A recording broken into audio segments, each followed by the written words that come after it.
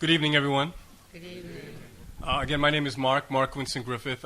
I'm the executive director of an organization called the Brooklyn Movement Center, which is a community organizing group building power for people who live in central Brooklyn, Bedford Stuyvesant, and Crown Heights.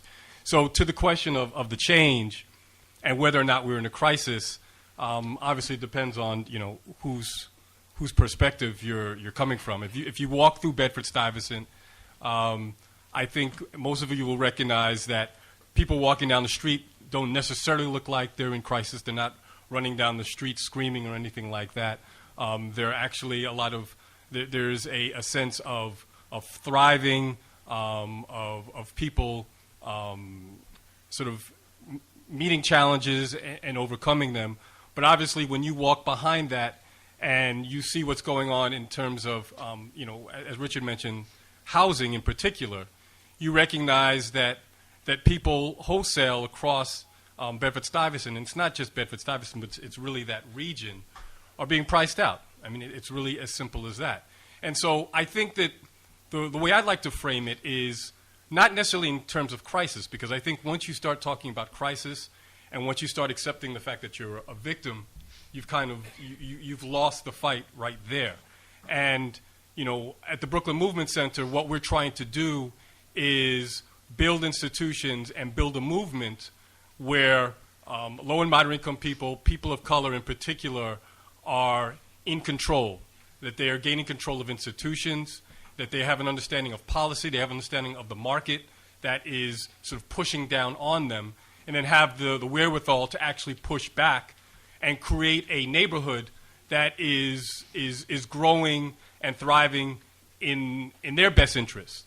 And in the way that they want to see it grow and thrive. I think you have to see it from different angles. And again, this gets back to the question of whether you see yourself as a victim or not.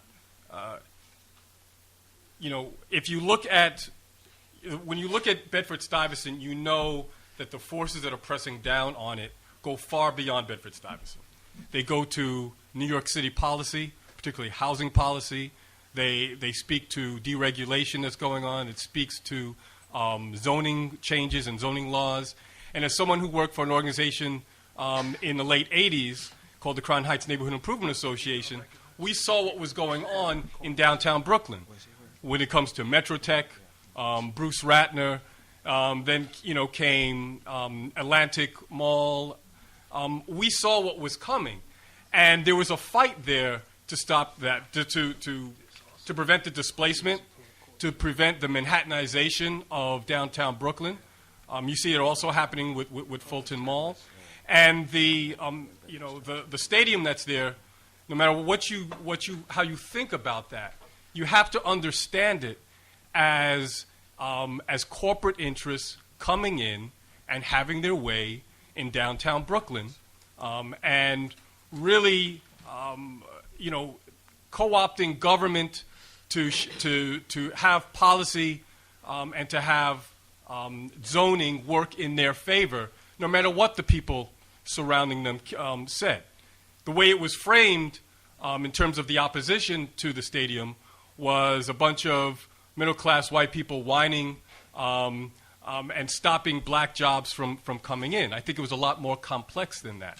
And so now what you see is a tide just coming across from the west, going eastward across Brooklyn, really increasing rents, increasing property values, changing economic and commercial strips, and catering to a particular taste. Now again, who is benefiting from that? Well, it's not just white folks.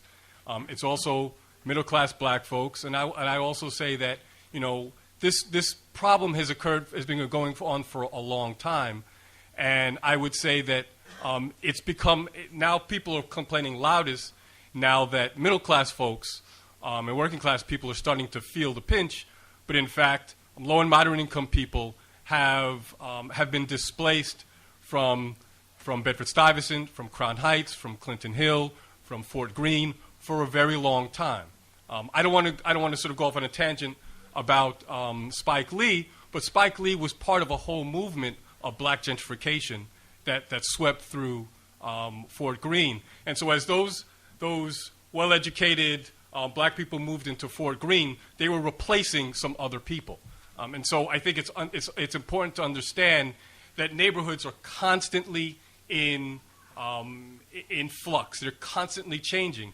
And in fact, I would argue that they have to do that in order to survive.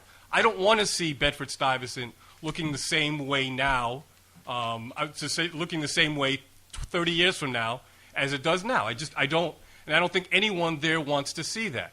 For years, people have been complaining about the lack of quality food. They've been complaining about the commercial strips. They've had a lot of complaints about the quality of housing. And so now that we've gotten to a point where we've been able to change those things, well, guess what? The property values have risen because now folks want it. It's no surprise that a neighborhood that has some of the best housing stock in New York City, that is, a stone's throw from Manhattan, that is along, very strong transportation routes in terms of the subways and buses. It's no surprise that it's now going to be wanted by people with means. And so rather than say, the white people are coming or claim that, that there's a crisis, we have to, excuse the expression, we have to get our shit together. And we have to, again, build institutions. We have to push back. We have to organize. And we have to create the kind of neighborhood that we want, which means that we have to understand the dynamics. We have to understand the market forces that are creating this. So instead of looking at the white person who's moved next to you and blaming it on them because they want to live in this beautiful home, well, why don't we understand the forces, the government policies and the corporate forces that have made that possible and have transformed our neighborhood despite what we have wanted. So are we in crisis? Yeah, we are. And I think that the answer is, again, one, understanding the dynamics. One of the things we're doing, Ron mentioned I'm a journalist. One of the things that my organization is doing, we're starting an investigative journalism and research arm of our organization called Brooklyn Deep.